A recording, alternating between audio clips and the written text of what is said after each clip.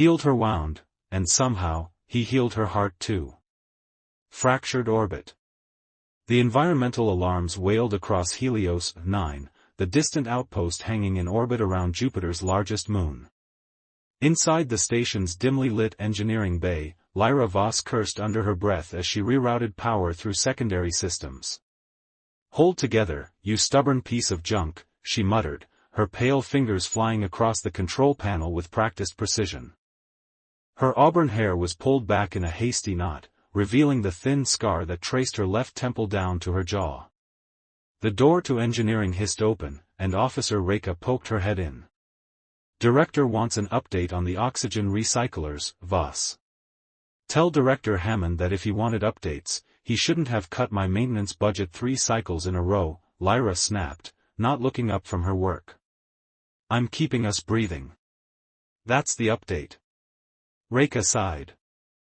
"Also, the new operations commander arrived early. He's heading your way too. I don't care if the Chancellor of Earth herself is coming. I need another hour without interruptions."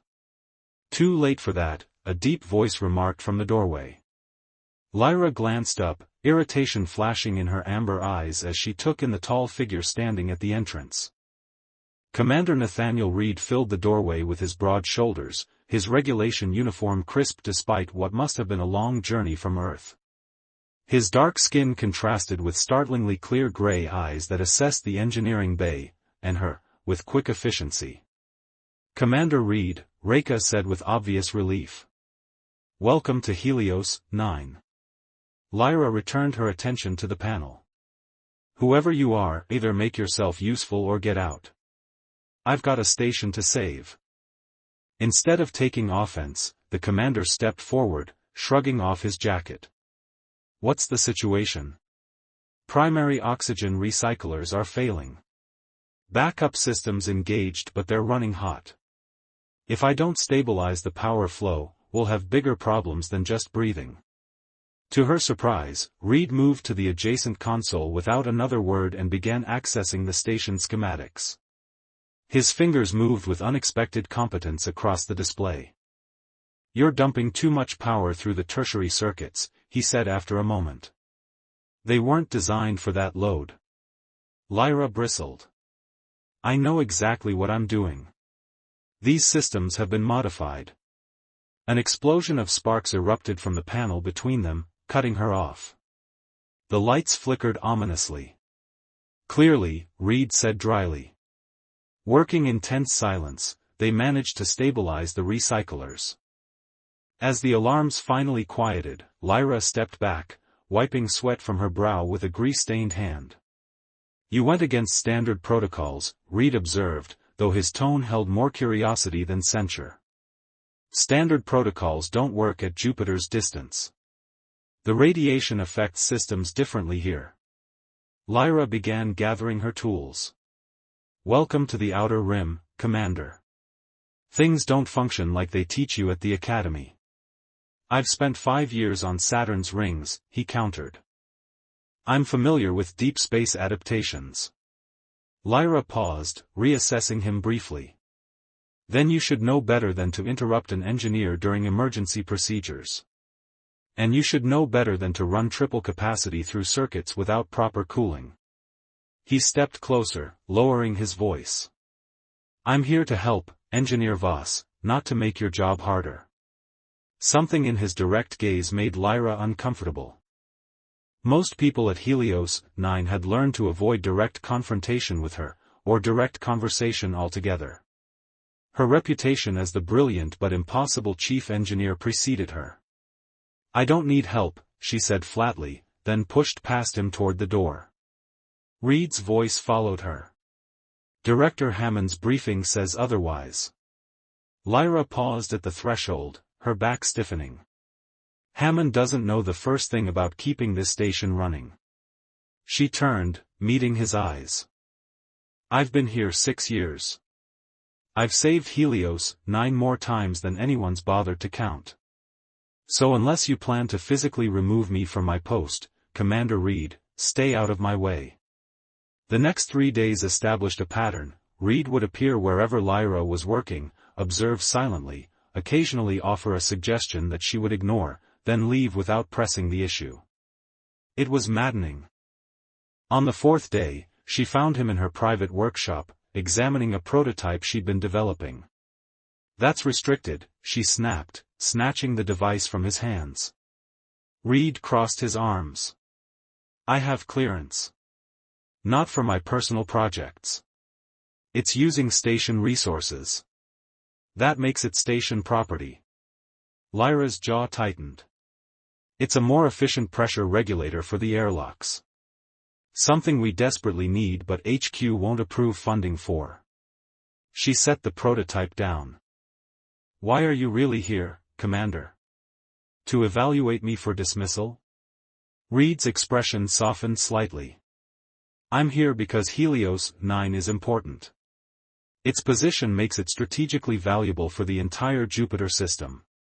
He gestured to her workbench. "And because brilliant engineers who can improvise like you are rare out here." The unexpected compliment threw her off balance. "Then what do you want?" "To understand why you're deliberately isolating yourself from the rest of the crew. Why you're hoarding knowledge about station systems instead of training others." "I don't have time to hold hands," Lyra retorted. "Is that why you were the only survivor from the Callisto incident?" Reed asked quietly. Lyra went perfectly still, the blood draining from her face. "You don't know anything about Callisto," she whispered. "I know you were chief engineer there too. I know the station suffered catastrophic decompression. And I know you blame yourself for the 22 lives lost." Her hand found the edge of the workbench, gripping it until her knuckles turned white. "Get out." Reed took a step toward her instead. "The inquiry cleared you of any negligence." "The inquiry was wrong." The words burst from her with unexpected force. "I modified the hull integrity sensors. I thought I was improving them." Her voice broke. "I wasn't." Understanding dawned in Reed's eyes. "That's why you work alone. Why you won't let anyone help you." Lyra looked away. "Leave it alone, Commander." "I can't. Not when it's affecting station operations." His voice remained steady. "Not when it's still destroying you 3 years later." Before she could respond, the station shuddered violently. Both of them grabbed for support as the lights flickered and emergency sirens began to wail. "What was that?" Reed demanded, already moving toward the door. Lyra checked her wrist display. "Micrometeoroid impact. Section 8. Her eyes widened. "The primary coolant system runs through there." They raced through the corridors, the station's automated voice calmly announcing decompression warnings. When they reached Section 8, the damage was immediately apparent. A jagged tear in the outer hull had been sealed by emergency force fields, but the coolant pipes had been ruptured. "If we don't restore coolant flow in 30 minutes, the reactor will start overheating," Lyra explained, already pulling tools from a wall locker. "Can we reroute through secondary systems?" Reed asked. Lyra shook her head.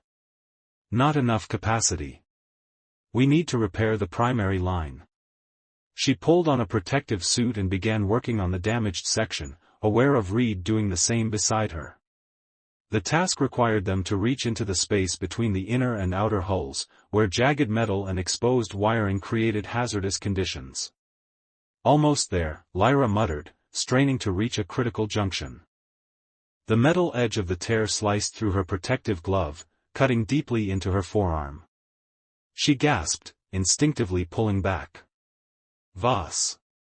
Reed moved quickly, pulling her away from the damaged section.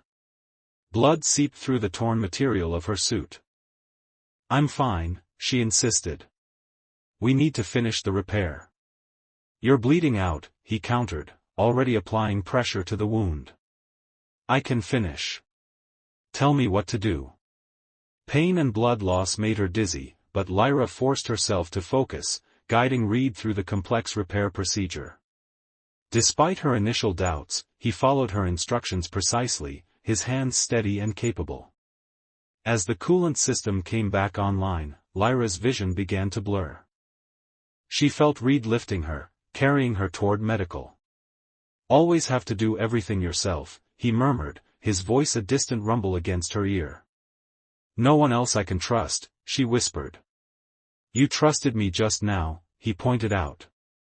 In the medical bay, Reed cleaned and treated her wound himself when the medic was called away for another emergency. His touch was surprisingly gentle for hands so strong. "Why are you doing this?" Lyra asked, watching his face as he worked. The painkillers had lowered her defenses, making her more candid than usual. Reed secured the bandage before answering. "Because everyone deserves a second chance, Lyra. Even you." He looked up, meeting her eyes. "Especially you." Something in his gaze, understanding without pity, strength without dominance, reached a part of her that had been closed off since Callisto. "The repairs won't hold long-term," she said after a moment, reverting to the safety of technical matters. "We'll need to do a proper replacement within a week." "We'll handle it together," Reed said simply. Lyra didn't argue, and that night, for the first time in 3 years, she slept without nightmares of the people she couldn't save. Celestial mending.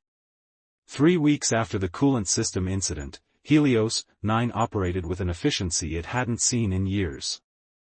The tension that had once permeated the station's atmosphere had mellowed into something approaching harmony, and no one was more surprised by this transformation than Lyra herself. She stood in the observation dome, watching Jupiter's swirling storms in the distance. The gas giant's perpetual tempest reminded her of her own internal weather, chaotic and volatile, yet recently showing signs of clearing. "Beautiful, isn't it?" Commander Reed appeared beside her, his reflection joining hers in the reinforced glass. "Deadly beautiful," Lyra corrected, but without her usual edge. "Those storms would tear any ship apart." Reed smiled. "Yet here we are, surviving next door. Only because we respect its power." She turned to face him. "The pressure test results came back for your bulkhead modifications. They exceeded expectations." "Our modifications," he corrected. "The reinforcement design was yours." Lyra felt a flutter of something unfamiliar, pride untempered by guilt. Working with Reed these past weeks had been surprisingly comfortable. He challenged her without trying to control her, respected her expertise while gently pushing her to share it. "Director Hammond is impressed," she admitted. "He's approved the full maintenance schedule we proposed." Progress. Reed's gray eyes held a warmth that made Lyra glance away. Their conversation was interrupted by Lyra's communicator. "Voss, we have fluctuations in the environmental systems in Deck C," came Officer Reka's voice. "Sensors show pattern irregularities." Lyra frowned. "That's odd. We just calibrated those systems yesterday." "I'll come with you," Reed offered, but Lyra shook her head. "I need you to check the main computer core. If there's something wrong with environmental controls, it might be a system-wide issue." As they parted ways, Lyra couldn't help noticing how naturally they'd fallen into a working partnership. She no longer bristled at his presence or questioned his suggestions. Somewhere along the way, Nathaniel Reed had become the one person on Helios 9 she implicitly trusted. The thought was still bouncing around her mind when she reached Deck C and found the access panel to the environmental controls already open. "Hello," she called, reaching for her tools. Maintenance was scheduled for tomorrow. A figure rose from behind the equipment rack, not station personnel, but a man in civilian clothes. Lyra's blood froze as recognition hit her. "Mercer," she breathed. Dominic Mercer, former systems engineer from Callisto Station. A man who should have died 3 years ago. "Hello, Lyra." His once handsome face was gaunt now, with an angry burn scar covering one side. "Surprised to see me alive?" Lyra's hand moved subtly toward her communicator. "How did you survive?" Mercer laughed, a hollow sound that raised goosebumps on her arms. Emergency pod. Drifted for days before a cargo hauler picked me up. By then, everyone thought I was dead. Easier to keep it that way while I planned this moment. She noticed what he was doing then, installing something on the environmental system's main processor. Step away from the controls, Mercer. Or what? His eyes gleamed with malice. You'll kill me like you killed the others? That was an accident, Lyra said, her voice steady despite the thundering of her heart. I never meant. Your improvements tore the station apart. Mercer snarled. My wife died, Lyra. Sucked out into space while I watched, powerless to save her. Understanding dawned. You've been sabotaging Helios 9. The oxygen recyclers, the coolant system. Just getting your attention. He patted the device he'd installed. This is the main event. A cascading failure that will tear this station apart just like Callisto. Poetic justice, don't you think? There are 200 people on this station, Mercer. Innocent people. There were innocent people on Callisto too. His finger hovered over a remote trigger. But I'm not completely heartless. You have 15 minutes to evacuate who you can. Not everyone will make it, just like before. Lyra lunged forward, but Mercer was ready. Something hard connected with her temple, sending her sprawling. Through blurred vision, she saw him retreating through the access corridor. Commander Reed, she gasped into her communicator, struggling to her feet. Emergency in Deck C, sabotage. Suspect heading for docking bay. Reed's response was immediate. Security alerted. I'm on my way. What kind of sabotage? Lyra examined the device, careful not to trigger it. Cascade initiator wired into environmental controls. If it activates, we'll lose life support, gravity, everything. Can you disarm it? Working on it. Her fingers trembled slightly as she traced the connections. Mercer's from Callisto. He survived. This is revenge. A beat of silence. Stay focused, Lyra. One problem at a time. His calm confidence steadied her. Lyra took a deep breath and concentrated on the intricate web of wires before her. Mercer was brilliant, the device was complex, designed to trigger secondary failures throughout the station. Minutes ticked by as she carefully dismantled his work. Sweat beaded on her forehead, her injured arm aching as she reached into tight spaces between components. Almost got it, she murmured, more to herself than to Reed. Just one more connection to Severe. Lyra, he's headed your way. Reed's urgent voice came through her communicator. Security had him cornered in cargo, but he slipped past them. The final wire came free in her hand just as the access door slid open. Mercer stood there, his face contorted with rage when he saw the deactivated device. Always the brilliant engineer, he spat, raising a weapon that looked military-grade. If I can't have my justice this way. Lyra backed away, searching frantically for cover. Mercer, please. This won't bring them back. Neither will your breathing. He aimed steadily. A blur of movement came from the connecting corridor, Reed launching himself at Mercer with full force. The weapon discharged, the energy blast searing past Lyra's shoulder as both men crashed to the floor. Reed was powerful, but Mercer fought with the desperate strength of a man with nothing to lose. Lyra watched in horror as Mercer gained the upper hand, the weapon coming up again. Without hesitation, she grabbed a heavy diagnostic tool and brought it down on Mercer's arm. Bone cracked, and he screamed, the weapon clattering away. Reed seized the opportunity, pinning Mercer securely. Security's 2 minutes out, Reed panted, blood trickling from a split lip. Mercer's laughter bubbled up, chilling in its emptiness. It doesn't matter if I failed today. You'll never escape what you did, Lyra. You'll wake up every morning knowing your mistakes killed them. Lyra knelt beside him, meeting his haunted gaze. You're right. I'll carry Callisto with me forever. Her voice grew stronger. But I won't stop living because of it.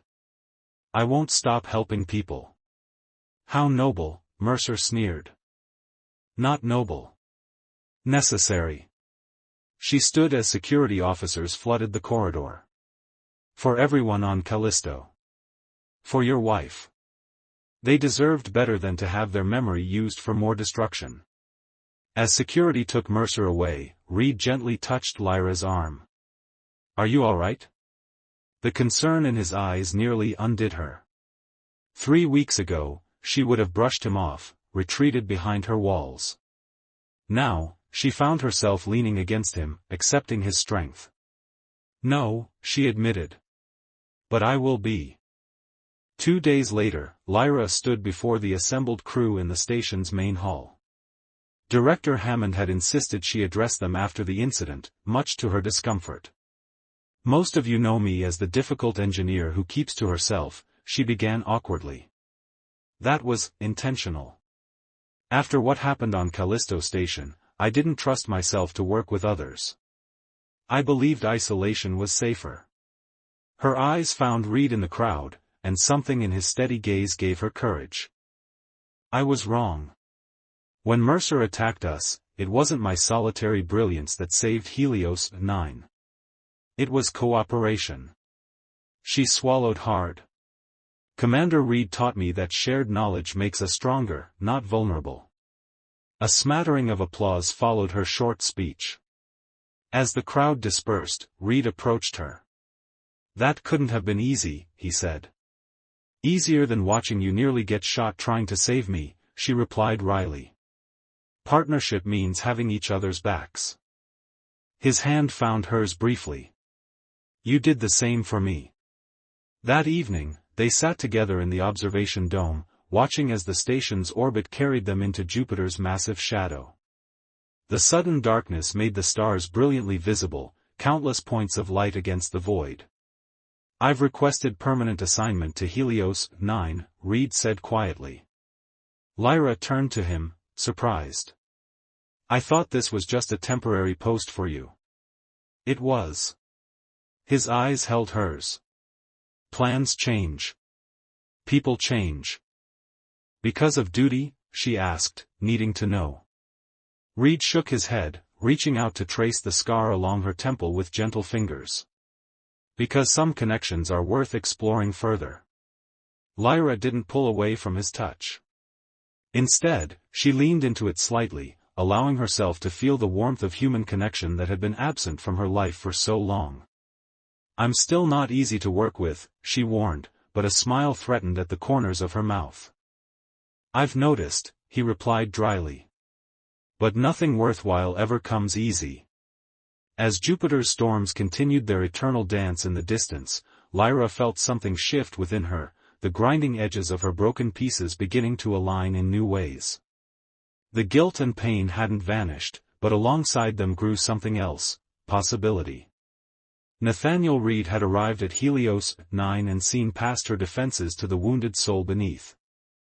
In tending to that wound, he had shown her that healing didn't mean forgetting the past, it meant finding the strength to build a future anyway. Under the blanket of stars, Lyra Voss allowed herself to imagine that future for the first time in 3 years. And remarkably, it no longer looked like solitude.